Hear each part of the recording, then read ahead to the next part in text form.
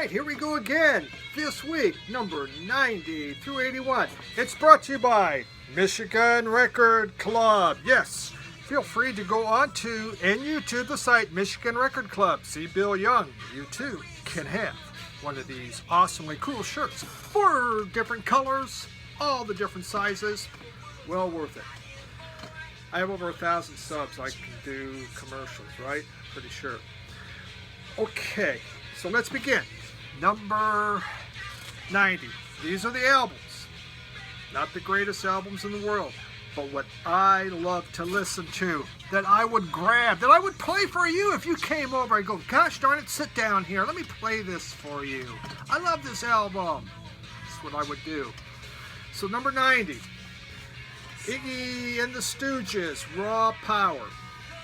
Got into this in the 80s as I was discovering punk. And as I discovered punk, then you have to take it further. Okay, so where did it come from? And I began to buy more and more albums, the New York Dolls, other albums related to punk. Well, this, of course, is the godfather of punk. This album was made in 1973. Iggy was out of Michigan, Ann Arbor, and he was just, he'd had it.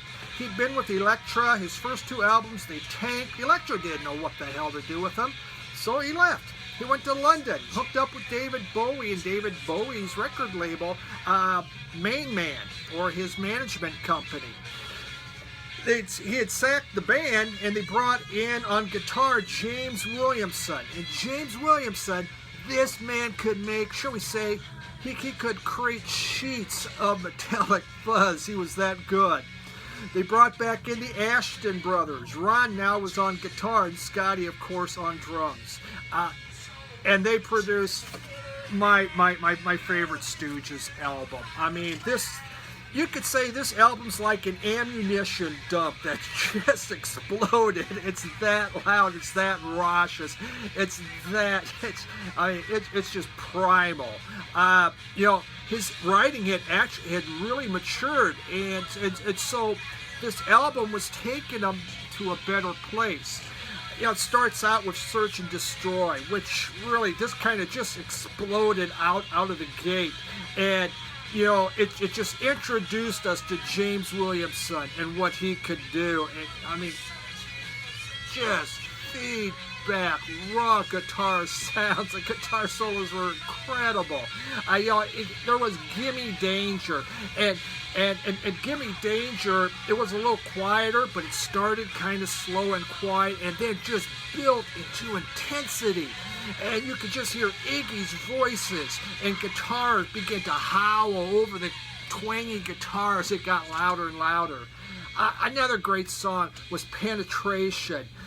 It just has this awesome guitar, and it's backed by Celeste, which is on the keyboard. It kind of sounds like someone's hitting a pipe. Just really different. Just a single note just keeps going, but it drives the rhythm section forward. Hey, big surprise, Columbia hated the album. How about that? They're right with the Elektra. What are you doing? But now, absolute classic, something that you should have in your record collection. For me, again, it was just a mind-opening album to go, so that's where punk came from. Number 90, Raw Power.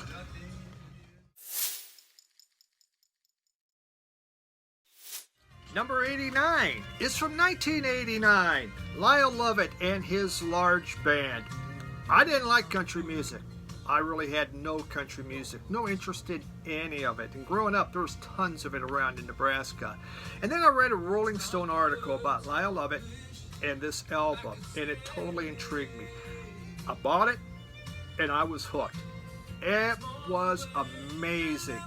The first side was like soul music and big band jazz. And then the second side was really traditional country. Lovett did this because this was kind of his kiss off to Nashville. Again, Nashville had just, here's how it has to be. Here's the formula. And some of these guys didn't fit in. And Lyle Lovett was one of them. So he did this album. Big band country swing show, we call it, on side 1, and traditional country on side 2. The first song is called, you would think, The Blues Walk. That's the first one, but then it comes to Here I Am. And the lyric on here, I Am, he goes, hello, I'm the guy that reads the newspaper over your shoulder. Wait, don't turn the page, I'm not done yet. And then it just blasts into the swing. Fun stuff. The song, there's a Crying Shame, which I'm going to play a clip from. It has, when you listen to that, it's like a 50s jazz big band coming at you, and with the guitars and the horns, beautiful stuff. He brings on, there's another vocalist he brings in that really adds some soul, and that's Francine Reed, and they do a couple songs together. But then on side 2, he has this song, I Married Her Because She Looks a Lot Like You. You got this pedal steel guitars going on. What a funny song, my goodness. And then he does Stand By Your Man. He just does it that way, Stand By Your Man, the way only Lyle Lovett could do it. So many great songs on this. 2 totally different sides from more traditional country with a tinge of irony, it's sarcasm, and then the other big band swing. So much fun. And you know this guy had to be good because he married Julia Roberts. How does that happen? Only in America, that's what we say. Wonderful album. Been enjoying it since 1989. Lyle Lovett and his large band. Just fun stuff. Got you some legs, baby, that just won't quit. Got you a pretty boy and he looks pretty. You got your one on the slide, but you gave him the slip. That's just a crying shame. 'Cause you love the boy with the pretty green eyes. You love the boy who says he's so clever and wise. You love the boy who's always telling you lies. That's just a crying shame.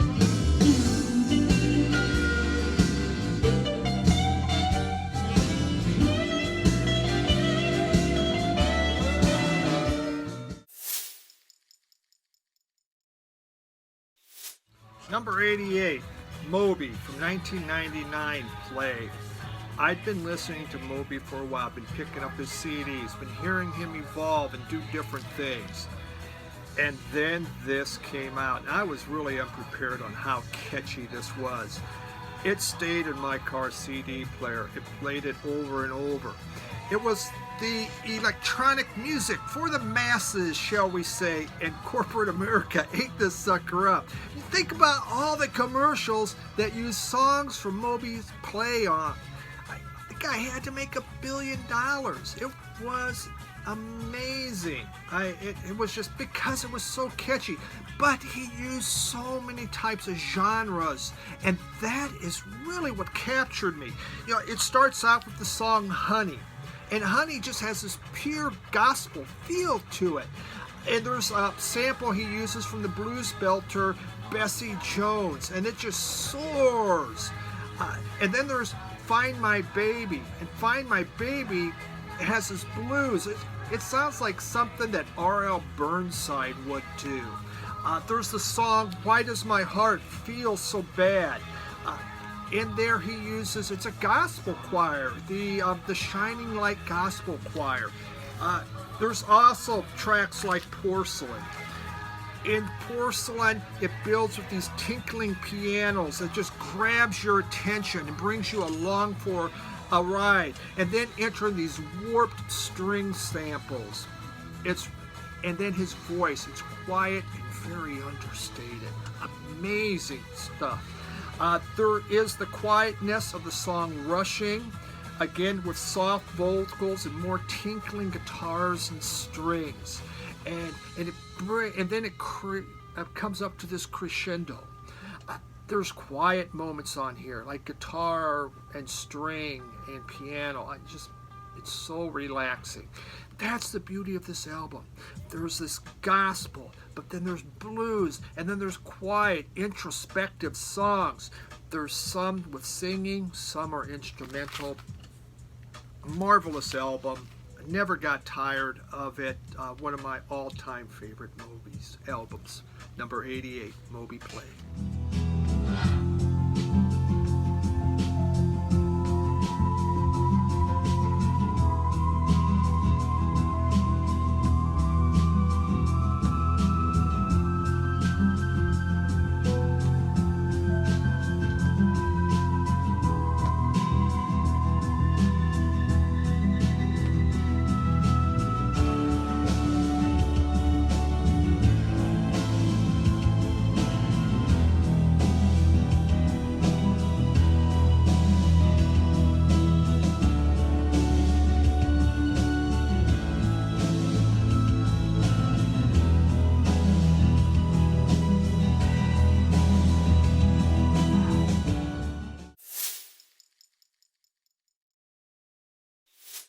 Number 87, Warren Zevon, Excitable Boy, 1978. This was his second album. Had the hit Werewolves of London. I talk about a song that you could sing over and over again. Great stuff. You know, his first album is more critically acclaimed, and for good reason. His songwriting was very good on that. Very dark. Great tunes. But this one's fun. It's just kind of a hoot with the songs and the stories. There is, obviously Werewolves of London. Ooh, Werewolves of London. How could you not like that one? But then there's Roland, the Thompson Machine Gunner. It's a song about a soldier of fortune who's out there trying to get revenge to find the person that killed him and took off his head. So it's Roland the Headless Thompson Machine Gunner. That's fun stuff. There's the song Excitable Boy, obviously the title of this. And it's just about a crazy boy you should never let him date your daughter because, well, she's going to die and he's going to dig her up their bones and play with them. That's how crazy it is. But as it's playing, there's this honky-tonk piano going on, and then a sax solo that sounds like it's straight out of the 50s. It's that much fun. It also has the song Lawyers, Guns, and Money that Jackson Browne made absolutely famous. Not every song is as strong as on the first one. But what I found is his dark humor and his satire. It was full on, full speed ahead on this, which really I enjoyed. It's about his stories, and he made some very dark, weird stories. Number 87, gotta get it, Warren Zevon, Excitable Boy.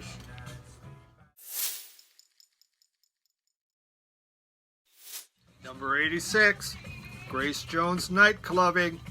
If this doesn't make your butt move, then you just gotta let ass and nothing will. I'm trying to remember when I first heard this. And I can't remember, but I just know the songs. When I know what had happened. At the library, I checked this out at the library and I listened to it. And this is amazing music. I couldn't believe what I was hearing with this. I was hooked. I became a huge Grace Jones fan. This album showed that she could pick a song and reinterpret it. She didn't write, but she was one hell of a reinterpreter along with her producers. The producers on this were the Reggae Kings, Sly Dunbar and Robin Shakespeare. So they helped create all this sonic magic that you hear off this thing. Basically, I think you can label this as a post-punk pop album it goes into the world of disco, but not only that, reggae and funk. It was her 5th studio album, but this is the one that she found her footing on. Sting wrote Demolition Man for her, and then 6 months later, they took Demolition Man and put it on one of their albums. She does Bill Withers' Use Me, and her interpretation is fantastic. And then there's Iggy Pop's Nightclubbing. Man, oh man, you talk about taking a song and putting a new life into it. Radical interpretation, slows it way down. Then there's Pull Up to the Bumper. Pull up to the bumper, baby. That thing's just filled with sexual innuendo. Just listen to that song and pick apart those lyrics. It's basically an X-rated song.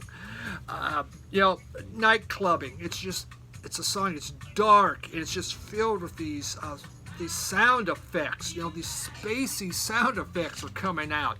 I've seen that face before. Libertango. She takes music from Astor Pistorio. I said his name. The great Argentine accordion player. Uses his music in there. Who does that? Feel Up is just a great reggae feel. She's from Jamaica, and she used the reggae roots in there. Obviously, having Sly Dunbar, producing it really helps. Her low alto voice was perfect for this, especially, and then she has this flat monotone speaking voice. Was she man? Was she woman? Androgyny. She brought androgyny in. I don't know if I like that so much, but what a person. Nightclubbing. Never, ever tire of this. Just makes you want to dance. Number 86, Grace Jones.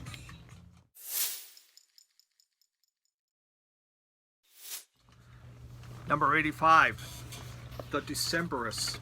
And this is Crane's Wife. This came out in 2006. It was a blind buy CD. I bought it. I had a 2-hour drive. I had to go visit a store. I threw it into my car, and for the next 2 hours, I was transported. I got to that store, and the manager there, he was a big music guy. And I says, listen, you got to buy this. And he did. It blew him away, too. This opens. It opens with this guitar. It's just strummed, and then the voice joins in.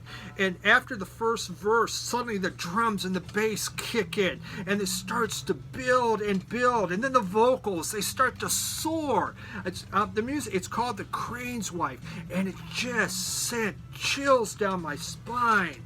And then it comes to the chorus. I will hang my head low. And he keeps singing that and building it up and raising it an octave. It was a song of beauty and grace. Wow. And then there was the sonic feedback of the guitars. At the end, it was just full on.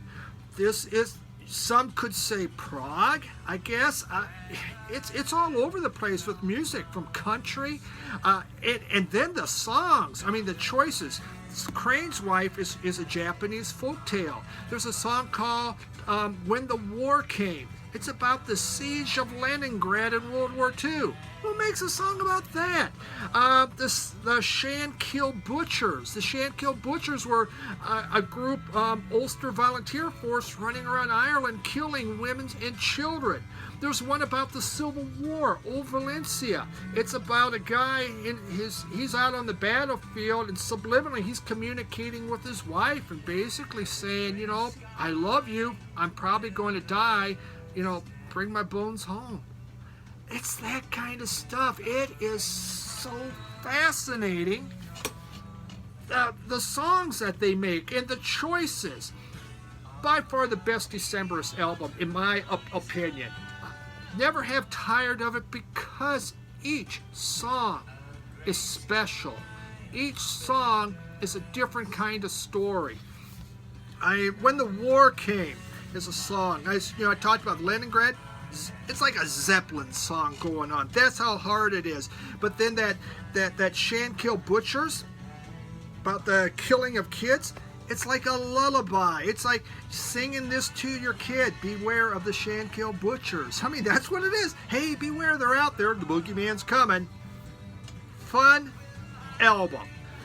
It was everywhere, with soaring organs and synthesizers and guitars, all kinds of stuff, from acoustic to electric. If you haven't heard this, please take a listen to it. It was one of those amazing albums that that 2-hour car ride was pure joy. Number 85, the Decemberists, Crane White.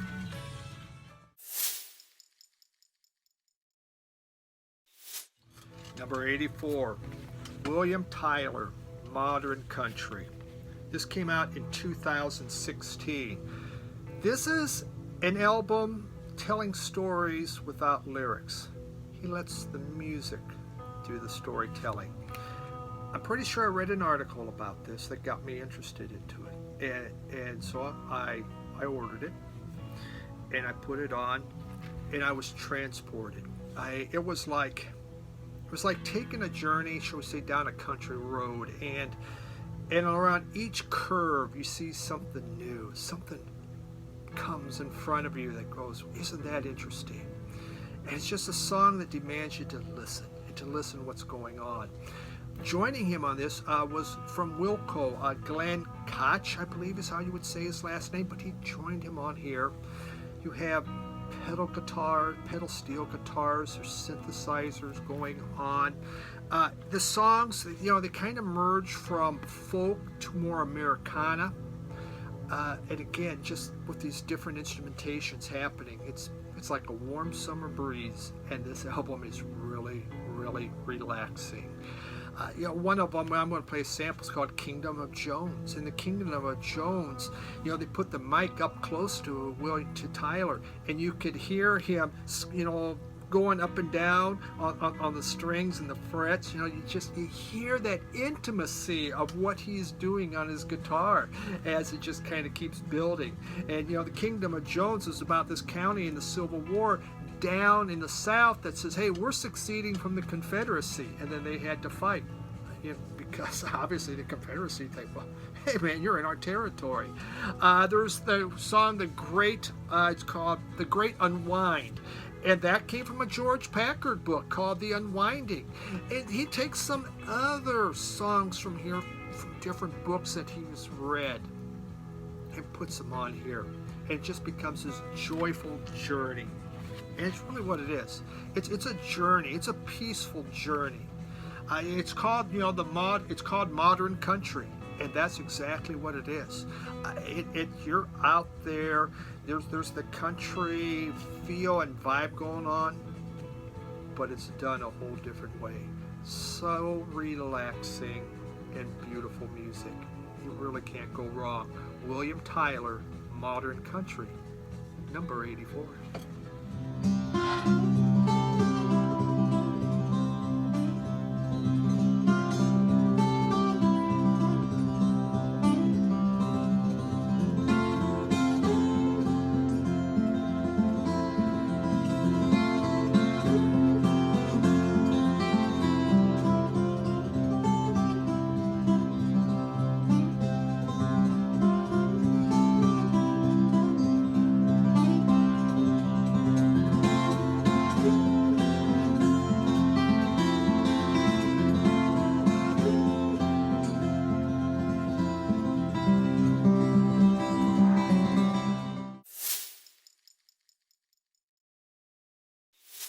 Number 83, Emmylou Harris, Luxury Liner. This came out in 1977. I was really late to Emmylou Harris. I discovered her in the aughts, and it was because I was listening to Graham Parsons. And I was trying to get into Graham Parsons, see what that was about, but there was this background singer. It was Emmylou Harris, and I knew who she was, but I never once thought about her music. But she had just that beautiful, sorrowful vocals. And so I began picking up her music. And the thing is, with Emmylou Harris, you go to any bargain bin, you can just start finding her stuff, which is a shame. There's nothing expensive out there, but it is great music, and she has made a ton of it. She was discovered in a club in D.C., and someone brought her to Graham Parsons' attention. Well, she went to work for him, but let me tell you, she laid the law down on Graham. She says, you will show up on time, we will do this concert. And she kept him in line and helped him. And she's always been that way. She's this, one of the most beautiful women I think that's ever been in country music or rock and roll. Just gorgeous. And she's still out there to this day, and she's still just as beautiful. And she's been so influential. Just think of it. Casey Musgraves does a lot, took a lot from her. The group First Aid Kit even did a tribute to her. It's enough to make you cry. Beautiful. This is her third album, and this is when she finally found consistency. And I think a lot of it's due because on this album she had Ricky Skaggs played on it, Rodney Crowell, and from Britain they had Albert Lee. They all added in their touches. And she just does a lot of songs from different people. You know, Pancho and Lefty. You know, that came from Townes Van Zandt. I love her version of that song. And that is one of my all-time favorite songs. The Louvin brothers. She does When I Stop Dreaming from them. And she does a Chuck Berry tune, C'est la vie. I mean, she's everywhere. Rodney Crowell wrote some stuff. You know, she didn't write a lot of her own music, but she could interpret. And she could just bring magic to those. And, you know, it starts with Luxury Liner, which is just this fast-paced, kind of fun song. And then it slows down and goes into a Pancho and Lefty. Wonderful album. If you need one Emmylou Harris album, this would be the one, Luxury Liner.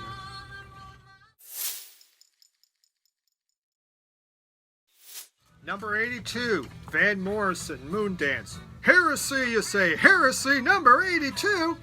That's the way it is, man. I love the album. Doesn't mean it sucks. It's great. It's on the top. You know, I'd never listened to Van Morrison until 1989. I knew his songs. I knew some of his hits out there. It didn't mean much. But 1989, he put out Avalon Sunset. And I bought that. Again, a Rolling Stone review. And I was enamored by the beauty that album had. And it made me a Van Morrison fan. So into the early 90s, I bought Van Morrison's Greatest Hits Volume 1, Van Morrison's Greatest Hits Volume 2. This gave me a path onto what kind of music he had made. And from then, I've just been buying every album he has. And I became a huge Van Morrison fan. Astral Weeks is considered on Dean's list #1, and for good reason. It's a great album. But for me, this was the one I liked. It doesn't have the mysticism, but it's filled with catchy melodies and hummable songs. And I love a song that you can hum. And it's songs that just stick in your mind. It was his first album to go platinum and top 30. What really, you know, he did this when he was in Woodstock. That's when he wrote this. And it was released in 1970. He'd already left Woodstock. But the songs were uplifting. It was like a country. It was like you're out in the country. You could feel that vibe. I mean, it was about hope. It was about renewal. It was such a positive album, and his voice was just pure. I mean, it starts with the perfect song, and it stoned me, which it has these outstanding saxophones that just layer in with his vocals. Makes a beautiful pastoral scene when you listen to the lyrics. Moondance, perfect song. What can you say? It's a beautiful song. And it has a smoky jazz club feel to it. There's Caravan, which to me, I believe it was the first song of many that he made about the radio and about how great the radio was, and talking about the people from back in the 50s that he really liked, the different jazz people. Into the Mystics, shimmering strings, and it's just an ode to love. You can't go wrong. This is such a beautiful album. I really do like Van Morrison, his music. The guy himself, probably not so much, but essential album. Number 82.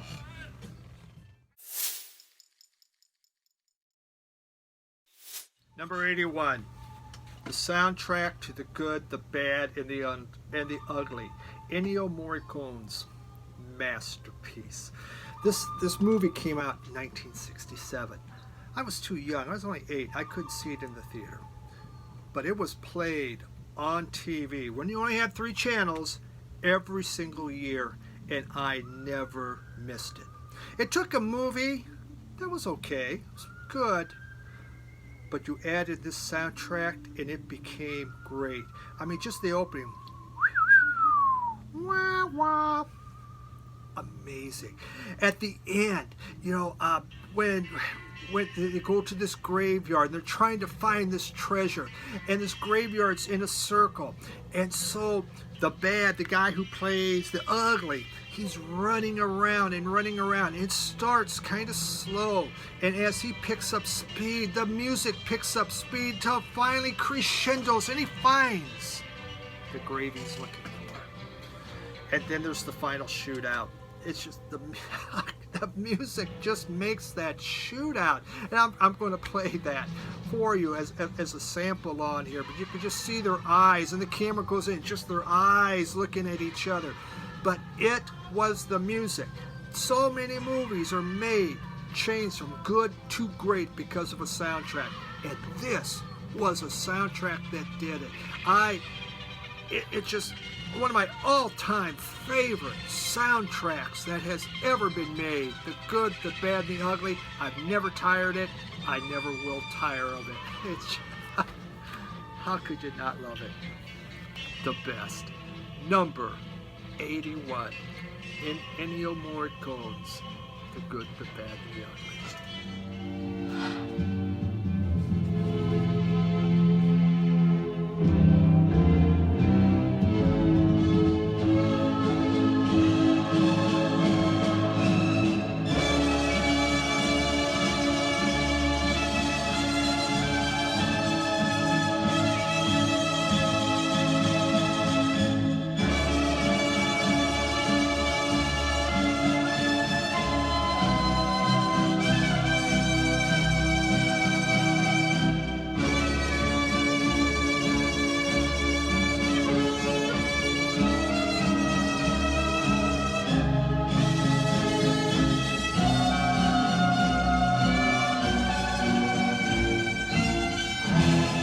There we did it.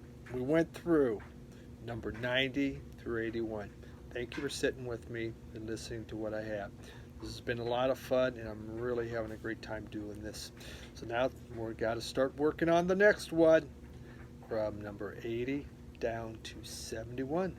Let's see just what I am listening to. Thanks everyone for doing this and tuning in. Really do appreciate it. Have a great week. Bye.